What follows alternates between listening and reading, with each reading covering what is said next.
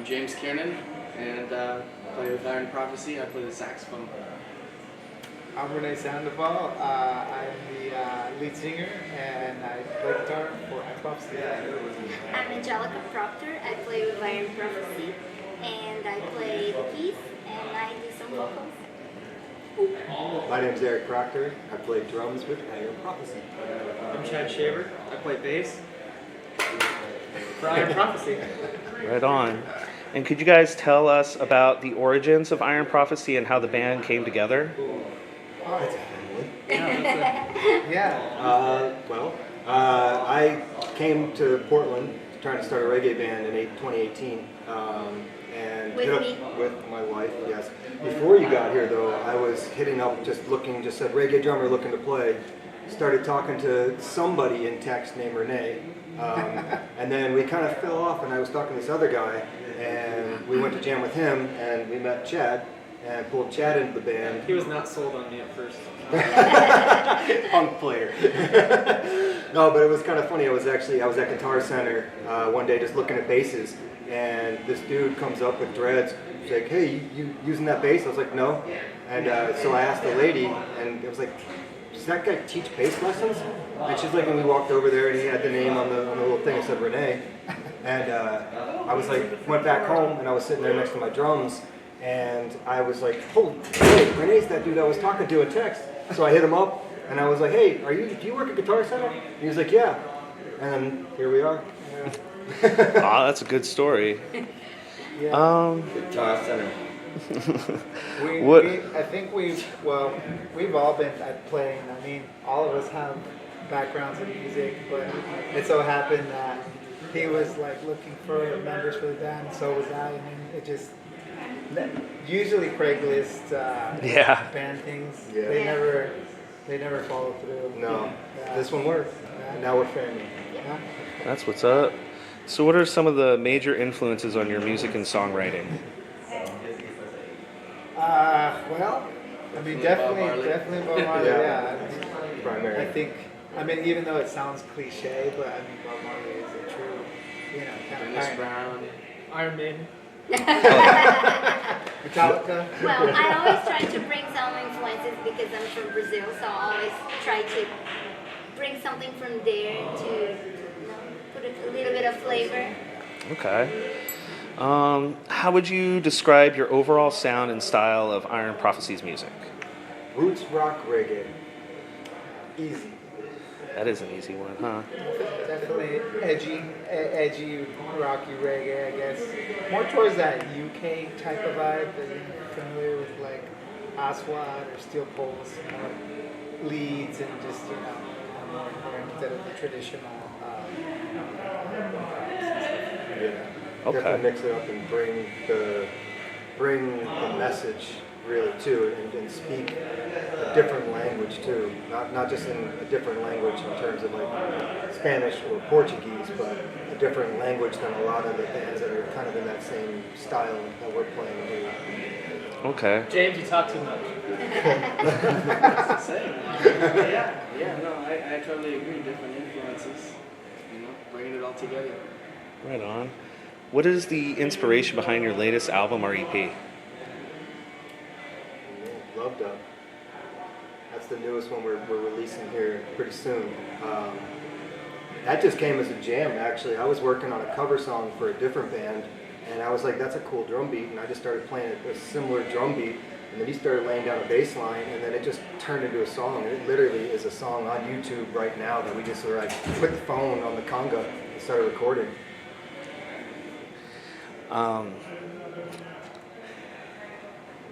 Can you share any interesting or memorable stories from your time on tour or performing live?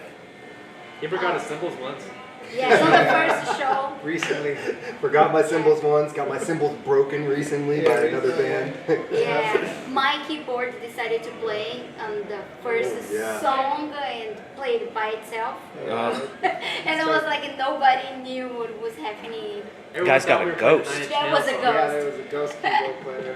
Yeah. I like the 9 Inch Nails. I almost lost my top of my dress on the North Reggae Festival last year. Oh, yeah, she turns around to me and she's tying it back together.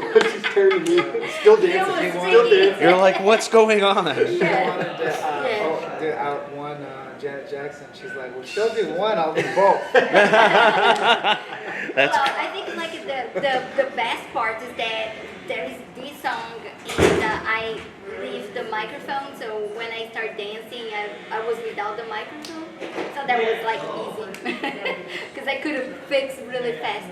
I hope Okay. nobody knew. That's crazy. How do you approach the songwriting process as a band? This Well, happens organically. I was going to say, it's very organic, very collaborative. We just, Someone's got an idea, build on it. Yeah. yeah, it just keeps layering itself and it just gets better and better. And then we figure stuff out at shows, how to make the songs more after we play shows. I tend to record every show too, so that we can kind of watch what we do and really try to just make new dynamics and stuff in the song as we go, just progress it. That's very smart. we're continuously always coming up with new ideas, and especially for live stuff, because recordings is like you have the idea, right, and it's something more that you can probably listen to and space out to or whatever, do things, but the live show stuff is like we really try to captivate the crowd. Yeah. Okay. Are there any particular themes or messages you aim to convey through your music? Yeah, love, respect, just non-violent, free to what you can say, and but still in a respectful manner. Okay. What has been the biggest challenge you faced as a band, and how did you overcome it? You're dealing with him. You can mean grind. like a band or marriage? Is there a This difference? Like a marriage. Is No, it a no, really, there is difference? no difference. We are like a marriage. They have the hardest relationship out of the band. Yeah. Because they're in the band together and they're married. Well, but in a band we're not married. Oh, that's Yeah. true. Yeah. Yeah, well, I do. Yeah. Sorry. Uh, I should start taking it off. I just can't drum it, that's all. hey. I don't know. Jammers. But yeah, Yeah, no, they're polyamorous. That's a good one. Good puns. Really, anything that's been too challenging. I mean, like having to.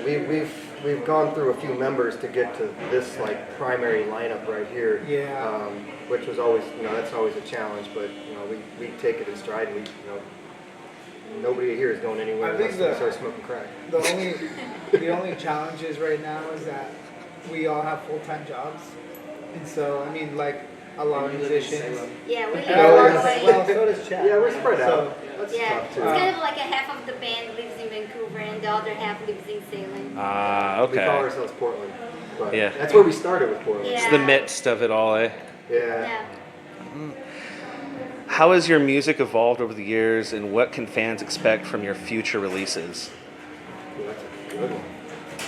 I think our music has evolved actually really well over the years. We've been playing together since 2018. Yeah, really. 5 years So now. like 5 years, which is pretty crazy because 2 of those years were through COVID, which was went like that. But There was a challenge right there. Yeah. COVID, our first show, Yeah. and then COVID hits, and we had to Yeah. drop a bunch of shows, and then she got pregnant. Yeah, was we, as a band, we Yeah. got pregnant. and that kind of pulled, we kind of pulled it apart for a little, not pulled it apart, but we kind of weren't practicing for a while. I mean, it was COVID too. So And then we it was started recording. I was 9 months pregnant. It was really difficult to Yeah. record. I would play a song and go lay down and. Yeah, like, most and then- most musicians that get pregnant like that take hiatuses off, and sadly enough, that's when bands end up having to find another member, and then that member stays, and then it's hard to push that person away. Yeah. So we it's tried to crazy. get rid of her, but she can't. Big trooper, big Well, props. Now we have another problem because our baby, when she sees us playing, it's not like, oh, this is Renee, the guitar player, or Chad the bass, or like even James the saxophone. It's uncle, and uncle. So she wants to go on the stage and be like around her family. So, and that's like it kind of hard because we had a show that she came and we had to take her out of the stage, and she was like screaming for the whole show because she Oh. wanted to be It there. was cute at first. It was cute at first. I've been there, I think, at an old concert, actually, ironically, in Portland for Rick Agnew. And that was pretty much the same aspect. Yeah. Are there any dream venues or festivals that you aspire to perform at? Oh, I mean, Cali Roots. I would love to play Cali Roots. Cali That would be Roots. amazing. I'd love to play at the Moda. Oh, that'd be dope too. Maybe it's Some- Red Rocks? George. Red Rocks would be Yeah, Red Rocks Red is always Rocks. a dream of mine Yeah, Red to Rocks play is Red the Rocks. life goal Yeah. for sure. Yeah. Overseas, you know. There's a lot of Sunsplash. festivals Yeah. overseas. Brazil would be Rototom. cool. That'd be Definitely, cool. I think Jamaica would be the top one. I mean, to be able to bring what we've created here in the Northwest and to try to convey that into as best as we can come up with an original sound, you know, and still respecting the culture and like giving them the kind of like the awareness of the music. That would be amazing. That would be cool. That would be really cool. Really good answers. All right, let's end it with this. What advice would you give to inspiring musicians or bands who are just starting their journey? Do it. Ooh, Yeah, Do just it. do it. Do it. Transparency. Yeah. yeah. Be open with each other and just be. Yeah. I hear so much about people that are like, oh God, if they would just have said that or done this or have been more clear about these things. And so I try to keep full transparency with everybody about everything. So I think that's a big thing too. That keeps people together. Get together for regular practices. That always helps Yeah. everybody, no matter what Yeah. level you are, no matter how good you are. Oh And yeah. it's always nice to have like fun together. Yeah. Like so Definitely set fun. party is not for rehearsal, but so you know the member of the band better. Yeah, that's a And big then one. have everybody, you know, be a leader. A lot of times you focus on just one person as, you know, let's say the front man or whatever, and then it just becomes that image. And I think like having everyone be a leader and having everyone a voice gives the band more flexibility, but also like you just trust each other more. There's no, you know, it's not like just going one direction. It's like everyone's involved. Yeah, it's another good thing. There's not really, there's not egos in this band. Like, Yeah, we all help each other. I mean, Oh wait. yeah, no. Do it at the end of the day. You gotta help each other. We're not trying, like, for any band out there trying to do it, don't be in competition within yourselves. yes. You know, help each other because that's the only way you can go forward. And work with other bands too. Oh yeah. Yeah. Collaborate. That's how I. Community. That's the only reason I'm in this band is because I was playing with another band, which I still play with. And Yeah. you know, they're like, "Hey, do you want to play with us as well?" And so I did. So. And through that, I just played with that band last weekend. Yeah, no, it's definitely cross collaboration. He's played 4 sets tonight. Networking is good. Yeah. But don't overload yourself. It can happen quick. Yeah. Yeah. Hell yeah. Well, thank you guys so much for doing this interview with us and for everybody. Thank you. Yeah. Good journey.